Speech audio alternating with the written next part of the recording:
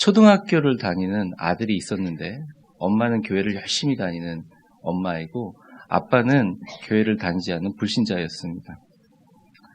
어느 날 아이가 엄마한테 와서 질문합니다. 엄마, 사람은 언제부터 생겨난 거야? 라고 물었을 때 사람은 하나님께서 아담과 하와를 만들어서 생겨난 거야. 이렇게 얘기를 했습니다. 그러다가 다시 그렇구나. 그리고 아빠한테 가서 물어봤습니다. 아빠, 사람은 언제부터 생겨난 거야? 그거는 원숭이가 진화돼서 사람이 된 거야. 아들이 이상하게 생각했습니다. 엄마한테 가서 엄마, 이상하네. 아빠는 원숭이가 진화돼서 사람이 된 거라고 말하는데 도대체 누구 말이 맞는 거야? 이렇게 엄마한테 물어봤습니다. 엄마가 갑자기 눈을 착 감고 잠시 생각하더니 아들을 보며 활짝 웃으며 이렇게 설명했습니다. 아담과 하와는 엄마 집안 사람이고 아빠 쪽은 원숭이 집안이라 그래. 아들이 그렇구나. 그리고 그 다음날 학교에 가서 가족 조사날에 우리 부모님은 각자 집안에 유전적으로 다름 이렇게 썼다는 것이죠. 여러분, 자녀들에게 부모님이 주는 영향력은 절대적입니다. 우리는 조상과 부모님으로부터 DNA를 상속받고 부모님과 비슷한 신체적인 조건을 갖출 뿐만 아니라 피부색, 유전적 질환 또는 감성적인 동질성도 띠게 됩니다. 성격, 기질 같은 것도 마찬가지죠. 너 누구 닮아서 그래? 그런 말처럼 제일 한심한 말이 없습니다. 누구 닮았겠습니까, 여러분? 자녀들은 부모의 모습을 통해 세상을 보고 그 모습 그대로 인생을 살아갑니다. 그리고 슬프지만 아름답기도 하고 우리가 이해되지 못하는 사실은 죽을 때까지 그 짐을 지고 살아간다는 거예요. 부모가 그 자녀에게 보여줬던 세상을 보는 관점과 부모님이 원하고자 했던 것, 부모님께 사랑받는 아이로 자라기 위해서 부모님께 인정받기 위해서 50이 넘었든 60이 넘었든 하다못해 부모님이 돌아가신 이후에도 부모님이라는 영향력 안에 살아가게 되어 있다는 것입니다. 그래서 우리가 좋은 부모를 만난다는 것과 또 좋은 부모가 된다는 것은 사람의 힘으로 할 수 있는 게 아닙니다. 배워서 할 수 있는 게 아니에요. 이것은 하나님이 우리에게 준 기적이자 전적인 축복입니다. 저는 5월의 가정의 달을 맞아서 이 자리에서 조상과 자손에게 이어지는 심리학적이나 또 육체적인 유전론적인 결정론을 말하고 싶지는 않습니다. 그보다 성경이 우리 부모를 통해서 가정을 통해서 계승하는 것이 무엇인가를 말씀드리려고 해요. 그것은 바로 직접 자신이 낳은 자녀를 낳고 기르는 부모님을 통해서만 그 자녀가 온전히 영향을 받는 축복의 계승의 법칙에 대해서 말씀을 좀 드리려고 합니다. 성경이 참 많은 군데 나와 있지만 이것은 성경에서 천대까지 은혜를 베푼다라는 표현을 씁니다. 신명기 5장을 한번 보시죠.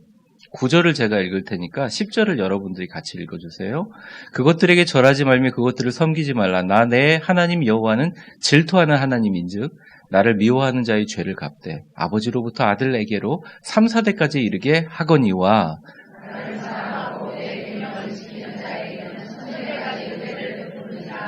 네, 천대는 말 그대로 generation, 세대를 의미합니다.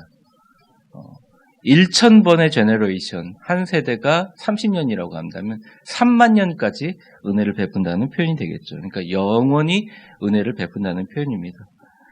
저는 여기 오신 모든 분들이 자신이 잘 되는 것도 참 중요하지만 천대까지 복이 계승되어지는 믿음의 명문 가정이 되기를 주의 이름으로 축원합니다. 이거를 4주간 설교하는데 이제 첫째 주는 기본이고 베이스인데 이게 참 중요해요. 첫째 주는 진짜 부모가 자녀에게 주어야 될 소중한 것이 뭐냐, 그거는 자녀가 인생을 살면서 하나님의 축복을 소유하는 능력을 가르쳐주는 것이라는 말씀을 드리려고 합니다. 세상의 모든 부모들은 자녀들에게 경제적인 풍요를 물려주고 싶어 합니다. 없어서 그렇지 더 주고 싶어 해요. 좋은 교육적인 환경을 물려주려고 합니다. 부모들은 자녀들의 정서와 미래에 유익한 거라면 자신의 돈과 시간과 에너지가 허비돼도 전혀 아깝지 않습니다. 사실 우리 한국의 수도권 지역의 집값은 철저하게 학군에 의해서 오르락 내리락 합니다.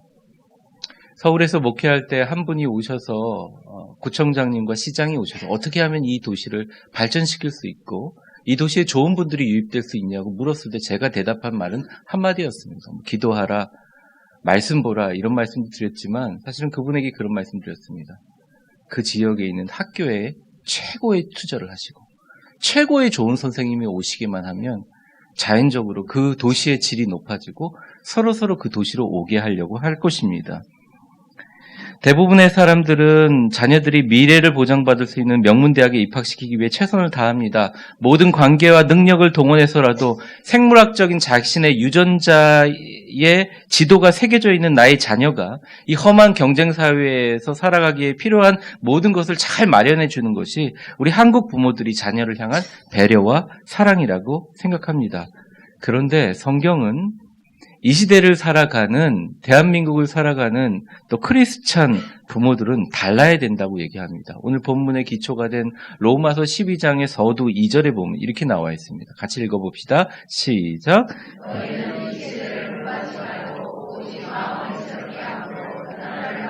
하나님의 선하시고 기뻐하시고 온전하신 이 시대를 본받지 말고 오직 마음을 새롭게 함으로 하나님의 선하시고 기뻐하시고 온전하신 뜻이 무엇인지 자녀를 향한 진짜 이 시대의 소리와 이 시대의 풍조가 아니라 우리가 낳은 자녀들, 우리의 피와 살을 투자해서 낳은 이 귀한 하나님이 주신 선물인 자녀를 하나님의 선하시고 기뻐하시고 온전한 뜻이 무엇인지 분별하고 그렇게 가르쳐야 될 의무를 부모들에게 다 주셨다는 거예요. 자녀가 몇 살이든 간에 여러분들이 연령이 어떻든 간에 상관없다는 것입니다. 성경 66권을 통해서 자녀들에게 가르쳐야 될 정말 축복의 비결을 다양하고 구체적으로 제시하고 있는데 오늘 본문에 나와 있는 내용만 보게 되면 믿음의 명문 가정에서는 자녀들에게 정말 물려줘야 될 게 뭐냐면 자녀들에게 돈도 아니고 지식도 아니고 재산이 아니라 세상을 바라보는 눈, 저주를 이기고 축복으로 승리하는 능력을 가르쳐주는 거죠. 설교의 핵심 키워드는 두 가지입니다. 한번 저를 따라해 보겠습니다. 의탁하는 지혜, 선행의 능력. 네, 이 두 가지에 대해서 좀 말씀드리려고 합니다. 여러분 결론부터 시작하면 우리가 저주를 이기는 축복의 능력은요. 말 그대로 이기기 위함입니다. 지기 위함이 아니에요. 양보하기 위함이 아니에요. 고지를 빼앗기고 물러나기 위함이 아니에요. 끝까지 싸워서 승리하기 위해서 하는 것입니다. 악을 이기는 비결이라는 것이에요. 오늘 마지막 절을 보면 21절에 이렇게 나와 있습니다. 보여주세요. 같이 한번 따라해 보겠습니다. 시작. 악에게 이기지 말고 선으로 악에게 지지 말라는 것을 전제로 하고 있습니다. 악에게 지면 안 됩니다. 절대 지면 안 되죠. 대신 이기는 방법이 다른데 그것은 선으로 악을 이긴다는 것입니다. 근데 이 땅에서 여러분들 악을 경험해 보신 분은 알 것입니다. 얼마나 악을 이기기 어려운 것을 알 거예요. 그렇다면 성경에서는 어떻게 선으로 악을 이길 수 있고 저주를 이길 수 있는 축복의 능력을 자녀들에게 잘 가르치고 계승할 수 있을까요? 그것은 첫째, 하나님의 손에 그것을 의탁하는 힘과 능력을 가르쳐 줘야 됩니다. 성경의 말씀처럼 원수 갚는 것은 하나님의 손에 있음을 가르쳐 주어야 됩니다. 이것은 자녀들이 정서와 세상을 바라보는 시각에 관련이 있습니다. 먼저 첫 번째 구절 14절을 같이 한번 읽어보겠습니다. 시작. 너희를 박해하는 자를 축복하라. 축복하고 저주하지 마라. 이 말은 내가 받은 만큼 갚아주라는 세상의 논리에 정면으로 반대되는 말씀입니다. 나를 박해하는 자를 어떻게 축복할 수 있을까요? 여러분 할 수 있습니까? 저도 굉장히 힘듭니다. 어려운 일이죠. 이 말은 단순히 이 구절에 속해 있는 이 의미를 넘어서 내가 받은 만큼 갚아주라는 세상의 논리와 정반대되는 것이기 때문에 내가 받은 상처와 아픔에 대한 고통에 대한 직접적인 반응을 가지고 너의 현지를 소비하지 말고 지금을 소비하지 말고 세상을 살아가지 말라고 자녀들에게 가르쳐 주라는 거죠. 쉽게 얘기하면 이런 겁니다. 이 땅을 살아가며 수많은 사람들이 갑과 을, 가해자와 피해자의 의식의 굴레에서 벗어나게 해주고 자녀들에게 영적인 폭넓은 축복의 세계관을 가지고 살게 하도록 가르쳐 주어야 한다는 것입니다. 만약 이 땅에 있는 그리스도인들이 나에게 걸림돌이 되는 사람들, 아프게 하는 사람들, 또 나에게 억울한 상황들에 대해서 그때마다 복수하고 당한 만큼 갚아준다는 태도로 살아가면 결코 하나님이 주신 축복을 경험하지 못하게 됩니다. 저주와 유혹의 한계에서 벗어나지 못한다는 거예요. 독수리가 낮게 날 때도 있습니다. 그런데 사실은 독수리 한 마리가 때로 몰려드는 까마귀 떼를 절대 이길 수가 없어요. 이 땅을 살아가면서 수많은 까마귀 떼를 경험하게 됩니다. 여러분이 부딪히는 문제들 여러 가지가 있는데요. 근데 독수리는 그때 까마귀들과 싸우지 않아요. 왜냐하면 숫자적으로 상대가 안 되고요. 근데 대신 독수리는 더 높게 올라가 버립니다. 그리고 날개를 펴고 날개를 핀 상태로 활공해서 날아가게 됩니다. 여러분, 자녀들을 위해서 무엇이든지 아깝겠습니까? 아깝지 않으신 것 같아요. 우리 대한민국의 우상이 있다면 저는 그 자녀들이라고 생각합니다. 자녀의 문제에 가장 민감하시죠. 자녀들에게 정말 주어될 것이 무엇인가 우리는 다시 한번 돌아켜 봐야 합니다. 그것은 뭐냐면 내가 이 땅에서 경험하고 있는 사람들의 관계라든지 여러 가지 일들의 까마귀의 틈에서가 아니라 자녀들에게 폭넓고 이 가해자와 피해자의 의식의 굴레에서 벗어나 폭넓은 세계관을 가지고 날아오르게 주님 향해서 창공을 날아오르게 만드는 독수리의 감정과 영적인 세계관을 살 수 있도록 자녀들을 가르쳐줘야 된다는 거예요. 근데 어떻게 가르쳐줘야 되느냐? 그것은 한번 저를 따라해 봅시다. 하나님께서 갚아주실 것을 기대하고 그분의 손에 맡기는 모습을 자녀들에게 보여주라. 19절을 한번 읽어보겠습니다. 같이 한번 읽겠습니다. 시작. 내 사랑하는 자,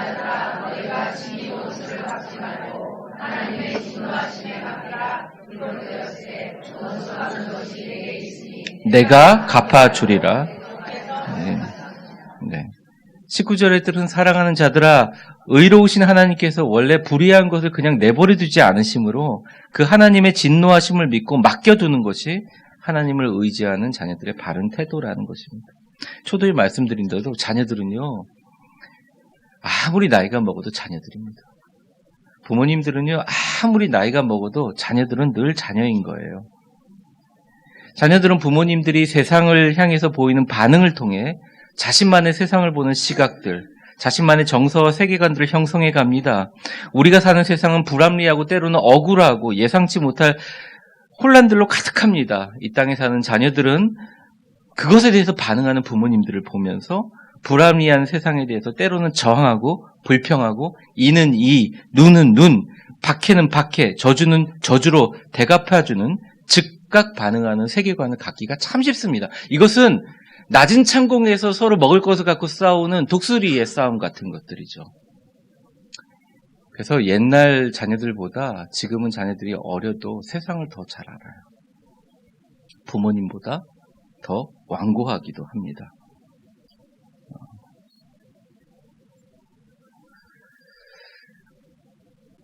너무 안타까운 게 이 땅을 살아가는 우리 젊은이들이 세상을 보는 시각의 대부분이 그런 분들이 많다는 거예요. 근데 성경은 이것조차도 주님이 하시게 하라라고 자녀들에게 가르치라고 얘기합니다. 특히 원수 갚는 건 주님의 손에 있으니 그가 갚게 하라는. 여러분 화나고 억울한 일이 있습니까? 자녀 앞에서 분노하고 불평하는 모습 보이지 말고 하나님을 향해서 무릎 꿇고 기도하며 그분의 의로우심에 그분의 정의에 전적으로 맡기는 모습을 보여주세요. 이게 자녀를 향한 가장 아름다운 축복을 가르치는 것입니다. 우리가 원수를 어떻게 사랑할 수 있나요? 불가능합니다. 내 힘으로 할 수 없어요. 하지만 적어도 원수를 향해서 부모님들이 품격 있게 행동하는 모습을 보여주면 자녀들이 인생을 살아가면서 까마귀 무리에서 머물지 않고 하나님께 기도하면서 독수리처럼 날개를 피며 올라가게 됩니다. 품격 있게 살아가는 것이죠. 많은 자녀들이 부모님이 이 세상에 가지고 있는 분노와 결핍감과 아픔들을 안 보는 것 같지만 다 흡수하고 있어요. 그리고 그것에 매여서 자신의 인생을 살아가고 있습니다. 우리 자녀들이 여러분이 가지고 있는 분노와 결핍감과 세상을 향한 관점에 매여서 좁게 인생을 살아가며 인생을 낭비하지 않도록 하나님께 맡기는 독수리의 의탁의 능력을 여러분들 본을 보이시면서 가르쳐 주시기를 주의 이름으로 축원합니다.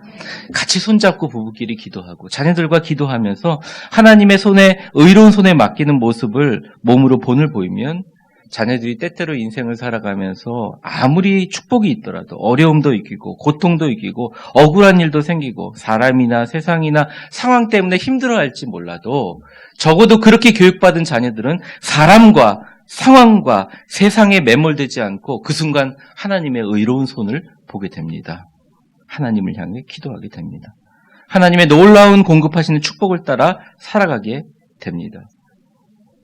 이 중에 아무도 안 계시리라고 보지만 혹시 부부싸움을 하셨나요? 교회나 가정이나 직장에 어려움이 있으신가요? 관계나 재정적으로 힘드신가요? 그렇다면 자녀들에게 이러한 상황 가운데서도 하나님의 일하심을 맡기는 주님의 품격 있는 믿음의 의탁 행위를 본으로 좀 보여주세요. 가장 귀한 교육이자 축복입니다. 자녀들은 저주로 갚는 세상의 숙명과 법칙을 극복하고 하나님의 능력으로 사는 기도의 방법을 배우게 됩니다. 자식에게 많은 재산과 지식을 물려주는 것 좋은 일입니다. 저는 그렇게 하는 것이 굉장히 소중한 일이라고 생각합니다. 근데 더 소중한 것은 자녀들이 하나님의 시각으로 나에게 어떤 일이 주어지든 삶에 주어지는 저주와 축복을 바라보는 바른 하나님의 복받을 독수리 날개치며 올라가는 태도를 선물해 주는 것이 가장 귀한 것이라고 생각합니다. 사실 자녀들은 여러분이 낳으시고 여러분이 길렀지만 여러분이 겪은 세상의 분노와 결핍과 아픔을 해소하거나 채우거나 치료하려고 여러분의 인생에 주신 선물이 아니에요. 자녀들은 자녀 나름대로의 객체적인 독립된 존재입니다. 자녀들은 각자의 존재로 이 땅에 태어나 정말 아름다운 것들을 구경하고 최고의 축복과 기쁨과 감사와 여러분이 머물지 않는 더 높은 상황에 올라가서 독수리처럼 날개치며 아름답게 살 수 있는 기적과 은혜를 누리기 위해서 그것을 실행하기 위해서 이 땅에 태어났다는 거예요.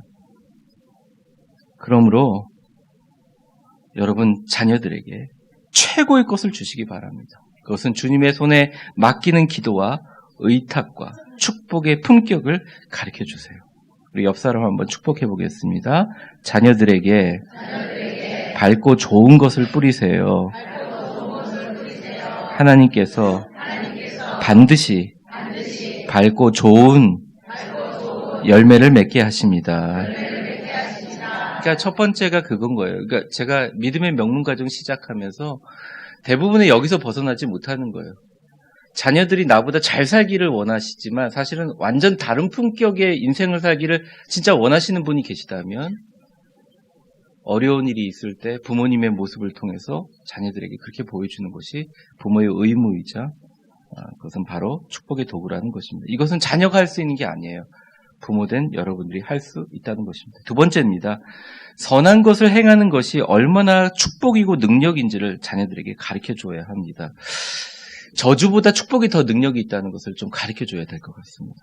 제가 이런 얘기를 하면 많은 성도들이 좀 반감을 가집니다. 목사님 자꾸 목회만 하다 보니까 세상을 몰라서 그런다고 이런 얘기를 합니다.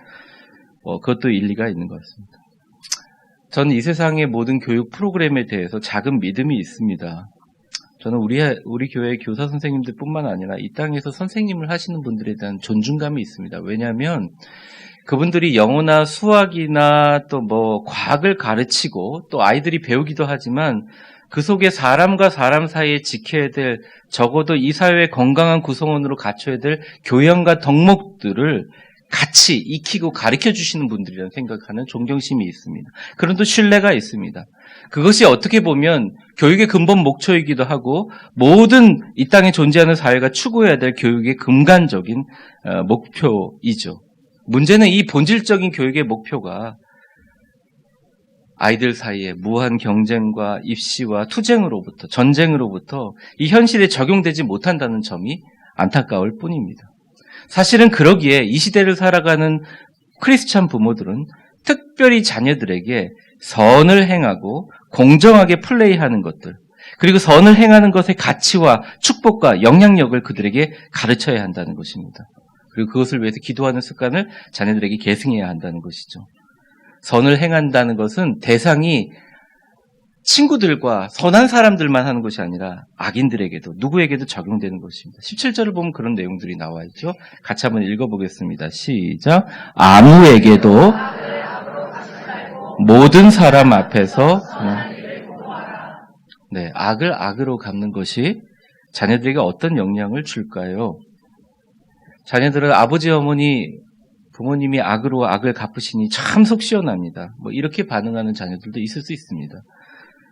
하지만 문제는 그것을 보는 자녀든 그것을 하는 부모든 악으로 악을 갚아주는 것을 한번 경험하게 되면 그것이 습관이 되고 계속적으로 둔감해지고 그 행동이 강화된다는 게 있다는 거죠. 점점 더 악을 갚다가 어느 순간 내가 더 큰 악으로 변하는 것을 느끼지 못한다는 것입니다. 잘 갚은 것 같은데 돌아보니 나는 더 망가져 있더라라는 것이죠.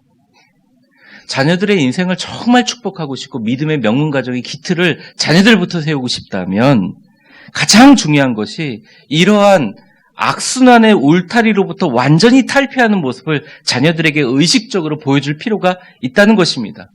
이것은 영어를 가르치는 것보다 좋은 대학 들어가기 위해서 학원 선생님들 또 과외 선생님 붙이면서 돈을 들이는 것보다 더 귀중한 것이라는 거죠. 7절의 하반절을 저를 한번 따라해 보겠습니다. 모든 사람 앞에서 선한 일을 도모하라.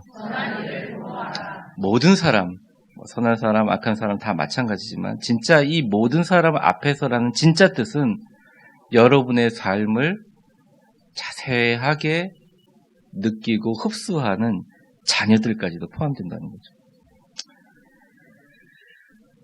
저의 어린 시절에 행복했냐라고 물어보면 사실은 저는 행복했다고 대답한 적이 별로 없습니다. 그렇게 불행하지도 않았지만요.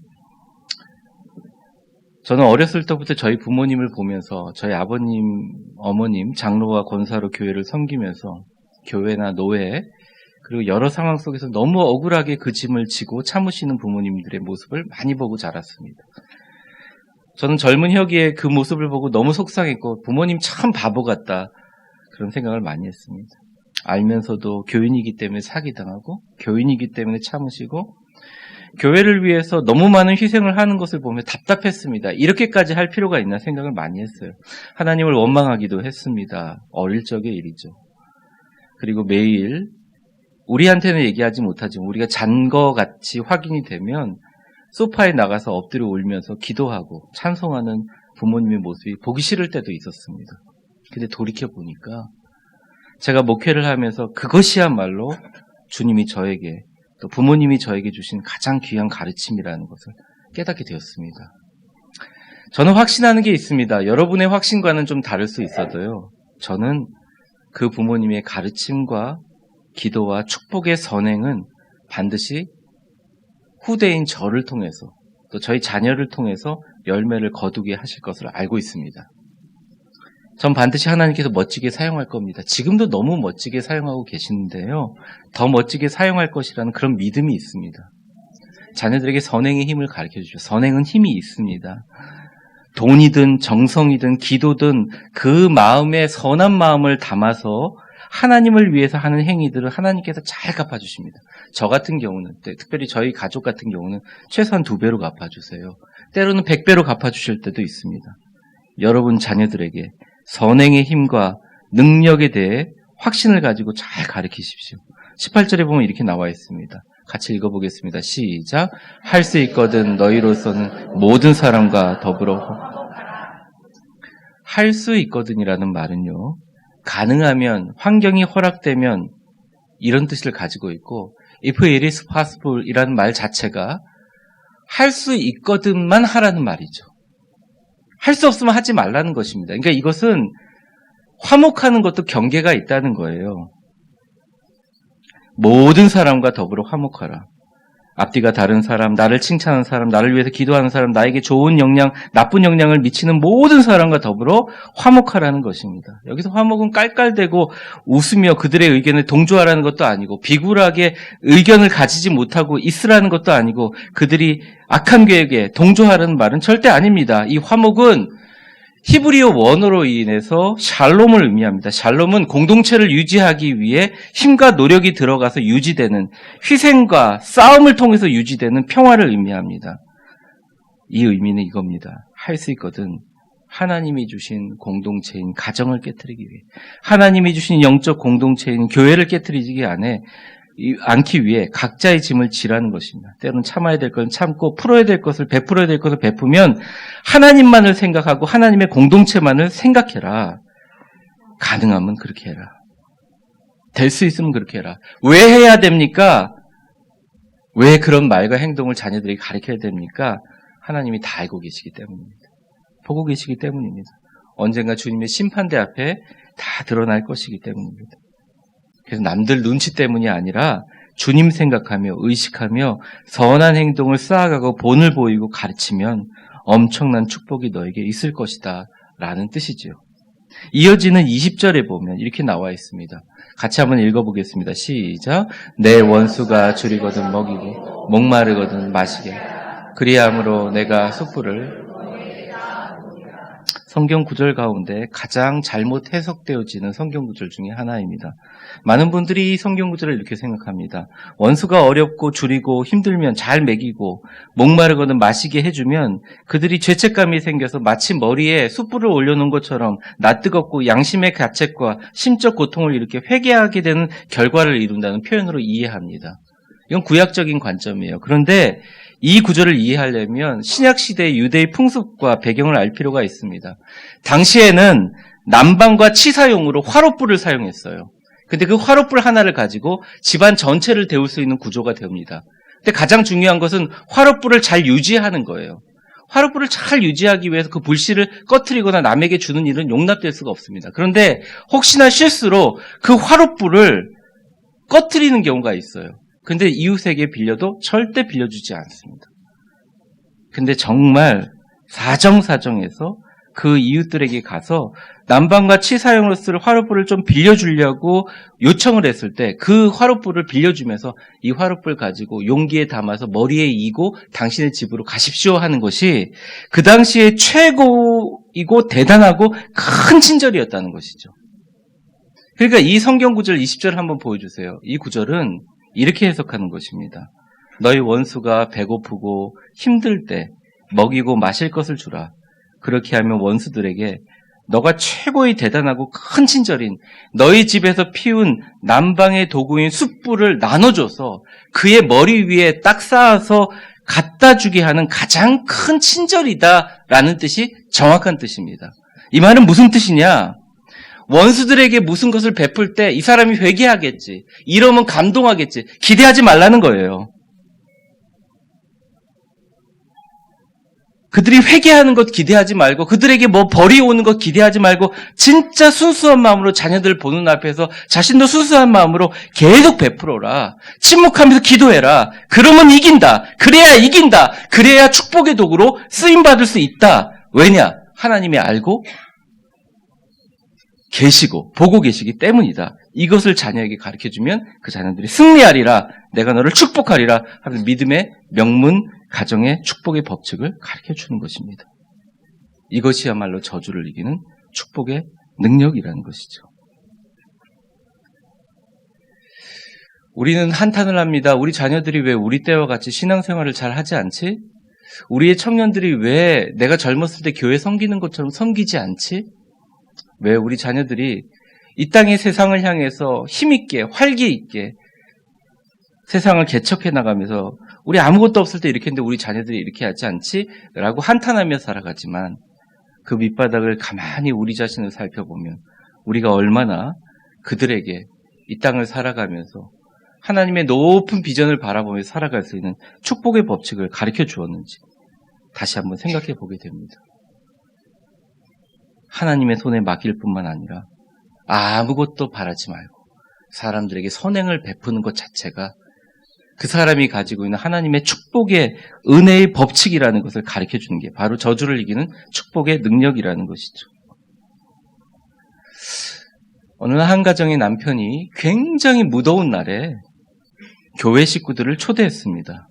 그 교회 식구들이 모두 다 식탁에 둘러앉자 그 아내 되시는 분이 6살 난 예쁜 딸을 바라보면서 오늘은 성도 여러분 6살 우리 딸이 기도 좀 해줄 거예요.